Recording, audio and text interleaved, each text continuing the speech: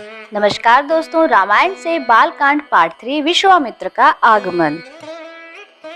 अयोध्यापति महाराज दशरथ के दरबार में यथोचित आसन पर गुरु वशिष्ठ, मंत्रीगण और दरबारीगण बैठे थे। अयोध्या नरेश ने गुरु वशिष्ठ से कहा, हे गुरुदेव, जीवन तो क्षण भंगुर है और मैं वृद्धावस्था की ओर अग्रसर होते जा रहा हूँ। राम, भरत, लक्ष्मण और शत्रुघ्न चारों ही राजकुमार अब वयस्क भी हो चुके हैं। मेरी इच्छा है कि इस शरीर को त्यागने के पहले राजकुमारों का विवाह देख लूं। अतः आपसे निवेदन है कि इन राजकुमारों के लिए योग्य कन्याओं की खोज करवाएं। महाराज दशरथ की बात पूरी होते ही द्वारपाल ने ऋषि विश्वामित्र के आने की सूचना दी।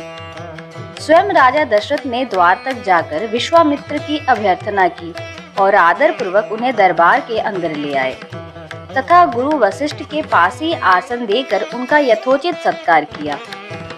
कुशलक्षेम पूछने के पश्चात राजा दशरथ ने विनम्र वाणी में ऋषि विश्वामित्र से कहा, हे मुनिश्रेष्ठ, आपके दर्शन से मैं कृतार्थ हुआ तथा आपके चरणों की पवित्र धूलि से यह राज दरबार और संपूर्ण अयोध्यापुरी धन्य हो गई। अब कृपा करके आप अपने आने का प्रयोजन बताएं। किसी भी प्रकार की आपकी सेवा करके मैं स्वयं को अत्यंत भाग्यशाली समझूंगा। राजा के विनयपूर्ण वचनों को सुनकर मुनि विश्वामित्र बोले, हे राजन, आपने अपने कुल की मर्यादा के अनुरूप ही वचन कहे हैं।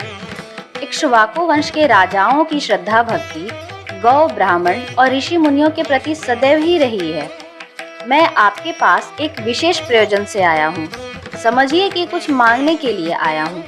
यदि आप मुझे वांछित वस्तु देने का वचन दें तो मैं अपनी मांग आपके सामने प्रस्तुत करूं। आपके वचन न देने की दशा में मैं बिना कुछ मांगे ही वापस लौट जाऊंगा। महाराज दशरथ ने कहा, हे ब्रह्मर्षि, आपने संकोच अपनी मांग रखें। संपूर्ण विश्व जानता है कि रघुकुल के राजाओं का वचन ही उनकी प्रतिज्ञा होती है। आप मांगे तो मैं अपना शीश काट कर भी आपके चरणों में रख सकता हूँ। उनके इन वचनों के आश्वस्त ऋषि विश्वामित्र बोले, राजन, मैं अपने आश्रम में एक यज्ञ कर रहा हूँ। इस यज्ञ की पूर्णाहुति के समय मारीच और सुबाहु नामक 2 राक्षस आकर रक्त, मांस आदि अपवित्र वस्तुएं यज्ञ वेदी में फेंक देते हैं। इस प्रकार यज्ञ पूर्ण नहीं हो पाता। ऐसा वे अनेक बार कर चुके हैं। मैं अपने तेज से श्राप देकर नष्ट भी नहीं कर सकता, क्योंकि यज्ञ करते समय क्रोध करना वर्जित है। मैं जानता हूँ कि आप मर्यादा का पालन करने वाले ऋषि मुनियों के हितैषी एवं प्रजावत्सल राजा हैं। मैं आपसे आपके ज्येष्ठ पुत्र राम को मांगने के लिए आया हूँ, ताकि वह मेरे साथ जाकर राक्षसों से मेरे यज्ञ की रक्षा कर सके और मेरा यज्ञानुष्ठान निर्विघ्न पूरा हो सके। मुझे पता है कि राम आसानी के साथ उन दोनों का संहार कर सकते हैं, अतः केवल 10 दिनों के लिए राम को मुझे दे दीजिए। कार्य पूर्ण होते ही मैं उन्हें सकुशल आपके पास वापस पहुंचा दूंगा। विश्वामित्र की बात सुनकर राजा दशरथ को अत्यंत विषाद हुआ। ऐसा लगने लगा कि अभी वे मूर्छित हो जाएंगे। फिर स्वयं को संभाल कर उन्होंने कहा, मुनिवर, राम अभी बालक है। राक्षसों का सामना करना उसके लिए संभव नहीं होगा। आपके यज्ञ की रक्षा करने के लिए मैं स्वयं ही जाने को तैयार हूँ। विश्वामित्र बोले, राजन, आप तनिक भी संदेह न करें कि राम उनका सामना नहीं कर सकते। मैंने अपने योग बल से उनकी शक्तियों का अनुमान लगा लिया है। आप निःशंक होकर राम को मेरे साथ भेज दीजिए। इस पर राजा दशरथ ने उत्तर दिया, हे मुनिश्रेष्ठ, राम ने अभी तक किसी राक्षस के माया प्रपंचों को नहीं देखा है और उसे इस प्रकार के युद्ध का अनुभव भी नहीं है।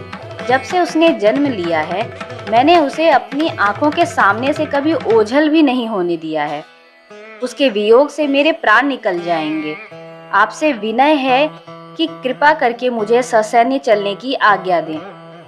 पुत्र मोह से ग्रसित होकर राजा दशरथ को अपनी प्रतिज्ञा से विचलित होते देख ऋषि विश्वामित्र आवेश में आ गए। उन्होंने कहा, राजन, मैं नहीं जानता था कि रघुकुल में अब प्रतिज्ञा पालन करने की परंपरा समाप्त हो गई है।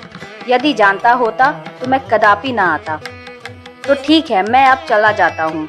बात समाप्त होते होते उनका मुख क्रोध से लाल हो गया।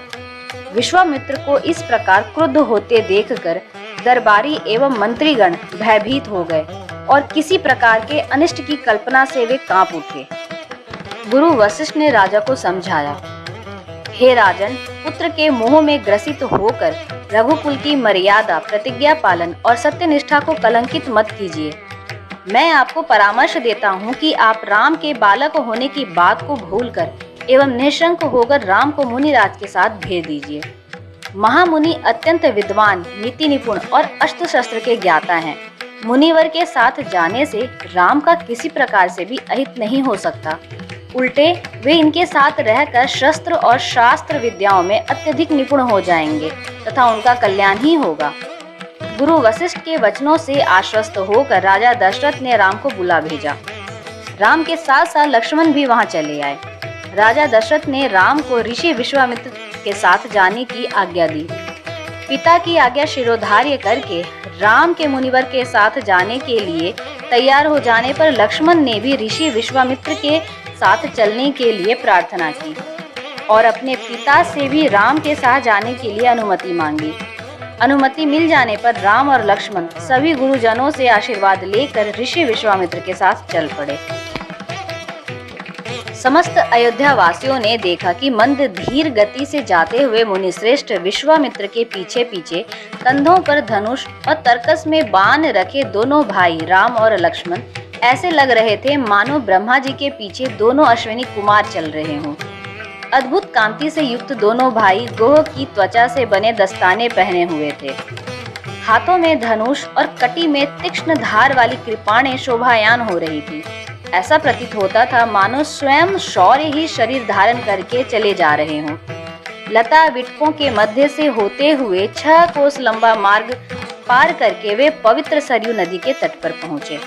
मुनि विश्वामित्र ने स्नेह युक्त मधुर वाणी में कहा, हे वत्स, अब तुम लोग सरयू के पवित्र जल से आचमन स्नानादि करके अपनी थकान दूर कर लो।